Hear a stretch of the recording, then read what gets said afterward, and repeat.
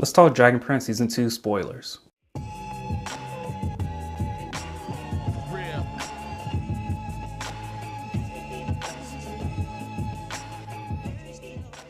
So there will be spoilers to Dragon Prince Season 2, so let's get started off with a list of my favorite characters. Number 9 is Varen slash Arvos. I love how Varen is doing technically bad things, but for a good reason. So he goes and he meets with the other 4 kingdoms, and he puts on this huge PowerPoint presentation, essentially.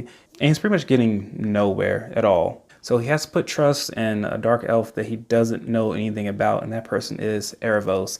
And the voice cast here is amazing because the same person who voices Ko the Face Stealer is voicing Erebos, and it's so fitting. Like, he gives off that creepy but very manipulative tone. And number 8 is the young queen. Sorry, I forget her name, but she's probably about 10 years old, and she is the queen of another kingdom. But she's essentially the most adult one in the whole room when they're going over their plans, or they're going over where they should go to war with the mystical side. And I love how she calls out the BS of the adults being like, hey, if everyone agrees to do this, then we'll do it. Like, no, that's just groupthink. And one thing I hate, conformity and groupthink. She doesn't fall into that cliche. She is the most independent-minded person. And she's very strong in her convictions, especially for a young girl. I loved her line about that sweet words can be more dangerous than hidden daggers. Also, I love that she has a very softer side. She is the daughter of 2 queens. And I love that family dynamic. I love that this show is so diverse in family dynamics. And I absolutely love the backstory of her mothers sacrificing themselves for the betterment of their kingdom. And number 7 is Ezran. I feel like Ezran didn't really do that much this season until the end of the season, where he learns that he can, fully grasp being a king, and he really comes to terms with the death of his father, and does it in a very human way. Like, he's not mad at his brother or at Rayla for lying to him. He kind of understands it, but he also understands what his responsibility needs to be. He needs to be in his kingdom running things. But he also has a great connection to animals, and he really starts to strengthen that ability. At number 6 is Soren. Surprisingly, I feel like he is the Jaime Lannister of this story. He's the young son who just wants to make his dad proud. He does terrible stuff in the name of his family.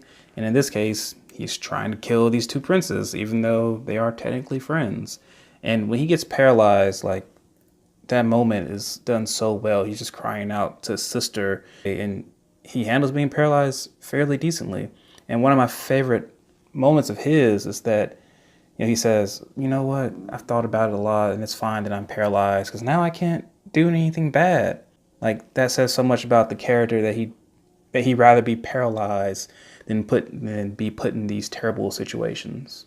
Unfortunately, I think story-wise, that was undone, and I would have liked to see him continue to grow and continue going that path of being paralyzed. I would have enjoyed maybe him just being paralyzed from the waist down, and just working through that pretty much the same way that Bran has to do in Game of Thrones. At number 5 is Claudia, his sister, and I think she does a great job of being the friend of them, but also needing to get them on track. And she does have a great moment with Callum, and they kind of almost kiss. But she does also have some great emotion with them, trying to be there for them, that they learned that their father's dead. And really, she shows that she's a great sister. The lengths she goes to help her brother out seems like it's going to have damaging effects for her throughout the story. Number 4 is Callum. He had some great emotional scenes of dealing with the death of his father. And those were some of the most heart-wrenching scenes, I think. I mean, they dealt with him in such a human way. And also, he's really trying to find his place on the team, because really he doesn't do anything. He lost the ability to do magic, but then he figures that out.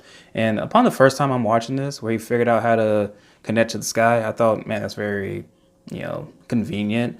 Second time I watched it, I realized that there was a lot of build-up to it, and then they put in some great reasons why he can actually connect and can do magic without doing dark magic. And number 3 is Rayla. She's just great. I just love her character. She's funny, she's strong, but she's still there for her friends, and you can see that she really cares about them. And she has some great action scenes as well, but she's just an all-around great character.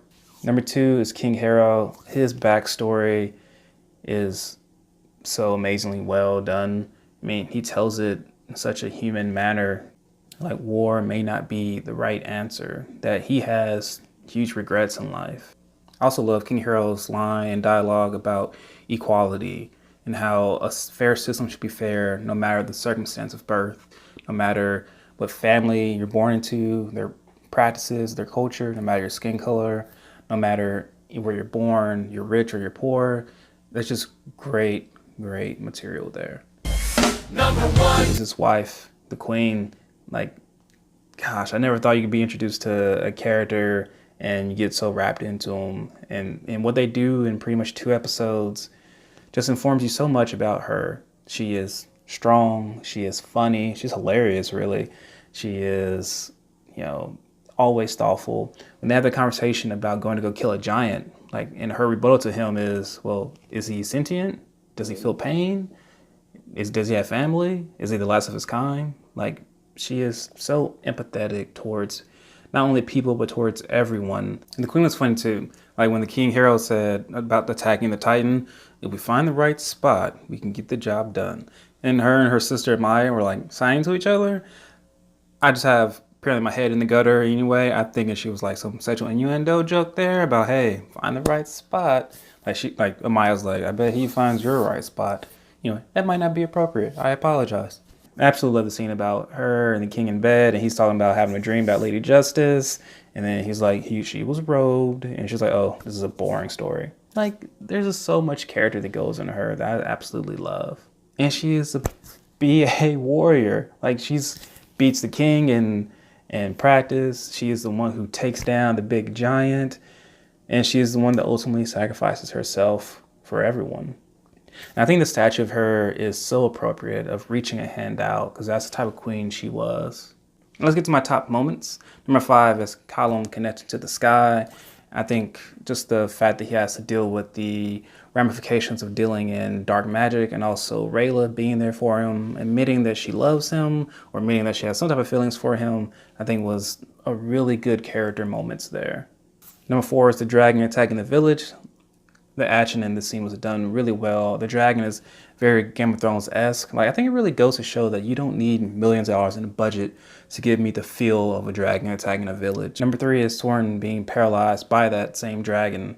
I mean, his character grew so much, I think, in this season to where I actually liked the character. But just that moment of him getting paralyzed and calling out to his sister for help was so dramatic and so heart-wrenching.